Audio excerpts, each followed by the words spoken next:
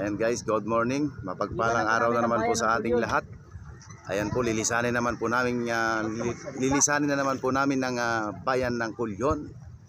Nag-stay kami rito ng almost 1 week. At siyempre, lilipat na naman kami sa kabilang isla, mga kabinders. Sa isla ng Linapakan. Doon na naman po kami maghanap ng aming maiko-content sa aming vlog siyempre. Hello. Ayan. Mga kabindors, sa isang mapagpalang umaga po sa inyong lahat. Ako po si Bindors TV. My Facebook page is Elmer B. Medina. Dito po kami ngayon sa bayan ng Kulyon. Naalis na po kami, pupunta po kami sa bayan ng Linapakan. Sa mga lahat ng mga taga Linapakan dyan, shout out sa inyong lahat. Shout out din kay Ulala. Please follow sa kanyang Facebook page na si Ulala. Ulala, ayan po. Ayan, kita-kits tayo mga taga Linapakan. Abangan nyo kami dyan. Shout out din sa mga taga bayan ng Kulyon, sa mga solid namin supporter. Siyempre, doon sa school ng Loyola College of Kulyon. Thank you sa aming mga followers at mga subscriber doon. Maraming salamat din sa security guard nila na si Kuya Ricky Saragosa. Ayan. Shout out din sa Kulyon National High School. Shout out sa yung lahat dyan. Salamat sa mainit na pag-suporta at sa pagtanggap sa amin dyan sa Kulyon National High School. Ayan, maraming Wash salamat. out sa inyong lahat. Hello mga kabindors. Ay, dog. Punta kayo San Nicolas mo. Walang sitwasyon doon. Yan nga, walang signal. Good, Evan.